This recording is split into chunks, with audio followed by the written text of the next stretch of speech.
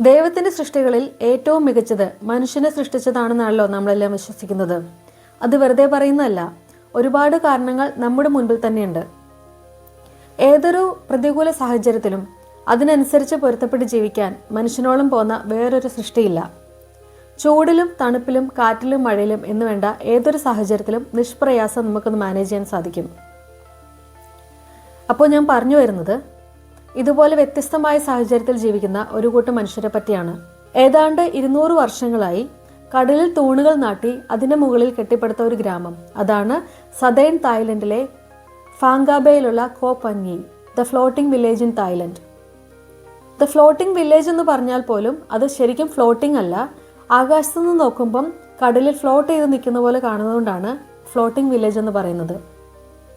18-ാം നൂറ്റാണ്ടിൻ്റെ അവസാന കാലത്ത് ഇന്തോനേഷ്യയിലെ ജാവ ഐലൻഡിൽ നിന്നും മുക്കുവന്മാരായ 3 മുസ്ലിം കുടുംബങ്ങൾ അവരുടെ കുലത്തൊഴിലായ മത്സ്യബന്ധനത്തിന് ഏറ്റവും സാധ്യതയുള്ള സ്ഥലം അന്വേഷിച്ച് യാത്ര ചെയ്ത് എത്തിച്ചേർന്നത് സദേൺ തായ്ലൻഡിലെ ഫാങ്കാബയിലാണ്.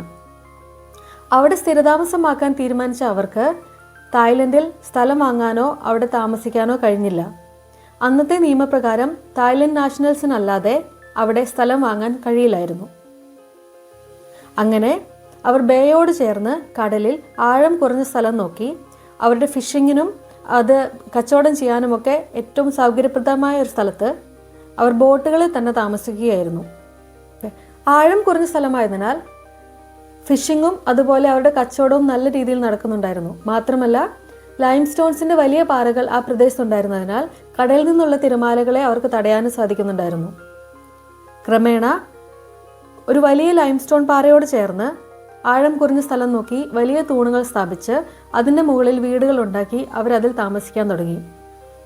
മെല്ലെ മെല്ലെ അവരുടെ സ്വന്തം നാട്ടിൽ നിന്ന് വേറെയും കുടുംബങ്ങൾ അവരോട് ജോയിൻ ചേർന്ന് അതൊരു ഗ്രാമമായി മാറുകയായിരുന്നു. തായ്ലൻഡിലെ ടൂറിസം ഡെവലപ്പ് ആയതോടുകൂടി നിയമങ്ങൾ മാറി. അതോടെ കോപ്പനീക്കാർ മെയിൻലാൻഡിൽ സ്ഥലം വാങ്ങുകയും വീട് വയ്ക്കുകയും ഒക്കെ ചെയ്തു. ഒരു മോസ്കും കുടിവെള്ളത്തിനായിട്ടുള്ളൊരു കിണറുമാണ് കോപ്പനീക്കാർ കരയിൽ ആദ്യമായി നിർമ്മിച്ചത്. ഈ സെറ്റിൽമെൻറ്റ് വലുതായതോടുകൂടി കടലിൽ നിന്നുള്ള ഇൻകം തികയാതെ വരികയും മറ്റു വഴികൾ ആലോചിക്കുകയും ചെയ്തതിൻ്റെ ഫലമായി ടൂറിസ്റ്റുകളെ ഈ വില്ലേജിലേക്ക് കൊണ്ടുവരാൻ തീരുമാനിക്കുകയായിരുന്നു. അങ്ങനെ 20-ാം നൂറ്റാണ്ടിൻ്റെ അവസാനത്തോടെ കോപ്പനിയിൽ ടൂറിസം ഒരു പ്രധാന വരുമാനമാർഗമായി. ഏതാണ്ട് ഈ കാലഘട്ടത്തിലാണ് ഫാങ്കാബയിലുള്ള ജെയിംസ് ബോണ്ട് ഐലൻഡ് പ്രശസ്തമാവുന്നത്. ഫാങ്കാബയിൽ നിന്നും ഫുക്കറ്റിൽ നിന്നുമുള്ള ജെയിംസ് ബോണ്ട് ഐലൻഡ് കാണാൻ പോകുന്ന ടൂറിസ്റ്റ് ഗ്രൂപ്പുകൾ കോപ്പനിയിൽ ലഞ്ച് ബ്രേക്കിന് വന്നു തുടങ്ങി. ടൂറിസ്റ്റുകൾക്ക് വേണ്ടി കോപ്പനിയിൽ സീ ഫുഡ് റെസ്റ്റോറൻറ്റുകളും ചെറിയ റിസോർട്ടുകളും സുവനീർ ഷോപ്പുകളുമൊക്കെ പിന്നീട് വന്നു. കോപ്പനി ഒരു കംപ്ലീറ്റ് മുസ്ലിം വില്ലേജാണ്. അതുകൊണ്ട് തന്നെ ടൂറിസ്റ്റുകൾ പാലിക്കേണ്ട കുറച്ച് നിയമങ്ങളും അവിടെയുണ്ട്. ഹലാൽ ഫുഡ് മാത്രമേ അവിടെ കിട്ടുകയുള്ളൂ. ആൽക്കഹോൾ ബിവറേജസ് കൊണ്ടുവരാനോ അവിടെ വെച്ച് കഴിക്കാനോ പാടില്ല. പട്ടി, പന്നി മുതലായ മൃഗങ്ങളെ കൊണ്ടുവരാൻ പാടില്ല. ബിക്കിനി പോലെയുള്ള വസ്ത്രങ്ങൾ ധരിക്കാൻ പാടില്ല. ഇതെല്ലാം പ്രധാന നിയമങ്ങളിൽ ചിലതാണ്. ഒരു സ്കൂൾ, മോസ്ക്, അത്യാവശ്യ സാധനങ്ങൾ കിട്ടുന്ന ഒരു market, public health centre, restaurants, football pitch എന്നിങ്ങനെ ഒരു ഗ്രാമത്തിലേക്ക് വേണ്ട എല്ലാ അത്യാവശ്യ സൗകര്യങ്ങളുമുള്ള ഇവിടെ 360 കുടുംബങ്ങളും 1600-ൽ പരം ആളുകളും താമസിക്കുന്നുണ്ട്.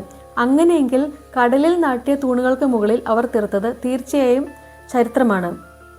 വീഡിയോ ഇഷ്ടമായെങ്കിൽ അത് ലൈക്കിലൂടെയും കമൻറ്റിലൂടെയും അറിയിക്കുക. വീണ്ടും കാണാം. Thank you for watching.